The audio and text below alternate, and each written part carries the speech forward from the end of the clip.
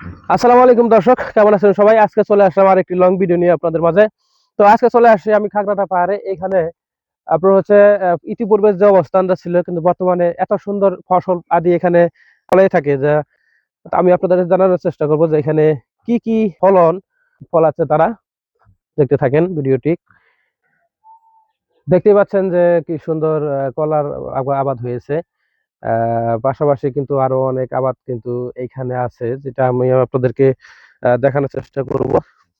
আমার পিছনে যদি দেখাই যে তাহলে দেখেন যে কি সুন্দর পাট শাকের আবাদ হয়েছে। পাশাপাশি কিন্তু ওইখানে দেখেন যে মূলা শাকের আবাদ হয়েছে। পাশাপাশি কিন্তু বিশাল এক কলার বাগান এখানে আবাদ, এবং কি পাশাপাশি এই পাশে হচ্ছে কলার বাগানের পাশাপাশি কি সুন্দর লাউয়ের চাষ হয়েছে। তা আসলে যদি দেখেন চোখ উপর উঠবে, কারণ পাহাড়ের ভিতরে এত সুন্দর আবাদ যে করতেছে তাকে অসংখ্য ধন্যবাদ। এত সুন্দর লাউয়ের চাষ হয়েছে এখানে, যা আসলে ভাবার মতো না। কারণ পাহাড়ের ভিতরে লাউয়ের চাষ, এটা তো মানুষ ভাবতে পারেনি। কারণ লাল মাটির পাহাড়, পানি না থাকলে সে যেখানে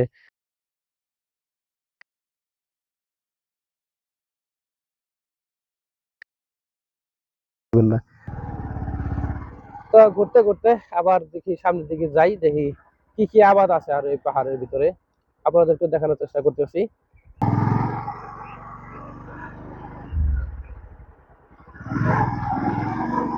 অনেক কষ্ট করে ভিডিও বানাই, আপনারা অবশ্যই লাইক কমেন্ট করে পাশে থাকবেন।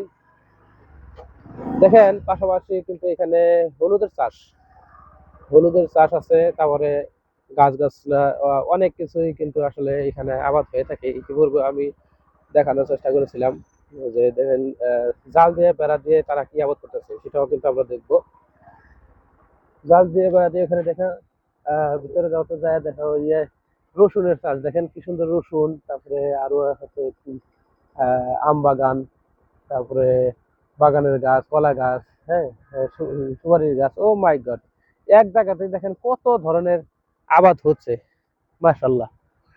তারপরে এই পাশে যদি দেখাই, দেখেন এখানে কিন্তু আহ কাঁঠাল গাছ, তারপরে এখানেও হচ্ছে লাউ গাছ। হ্যাঁ, আসলে পানি থাকলে সব জায়গাতেই আবাদ করা সম্ভব, কিন্তু যেখানে পানি থাকে না সেখানে কিন্তু আবাদ করা সম্ভব হয় না।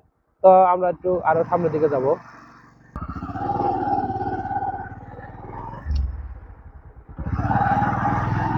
দেখতে পাচ্ছেন ওই পাশে হচ্ছে মেন রুট। মেন রোডের পাশে কিন্তু এই সোনার চালাটি অবস্থিত। এই সোনার চালায় অনেক মানুষ আসে, ছবি উঠায়। হ্যাঁ, কারণ এখানকার যে সৌন্দর্য আছে আপাতত খাগড়াছড়ি পাহাড়ের মধ্যে কোনো জায়গায় নেই। তাই আমরা মাঝে মাঝেই এখানে ভিডিও করতে চলে আসি আপনাদেরকে দেখানোর জন্য। আমাদের টাঙ্গাইলের ঘাটাইলের এত সুন্দর একটি জায়গা আছে যেখানে আমরা না দেখে সব জায়গাতেই সৌন্দর্য বিরাজমান, তবে আমাদের এই পাহাড়ের খাগড়াটাতে অসাধারণ সৌন্দর্য, যেটা আপনাদেরকে আমরা সবসময় দেখিয়ে থাকি। তো যাই হোক, আজকের ভিডিওটি কেমন লাগলো অবশ্যই জানাবেন। ভালো লাগলে লাইক কমেন্ট শেয়ার করবেন, আর সাবস্ক্রাইব করতে ভুলবেন না। ফেসবুকে যারা রয়েছেন অবশ্যই ফলো করে রাখবেন। ধন্যবাদ।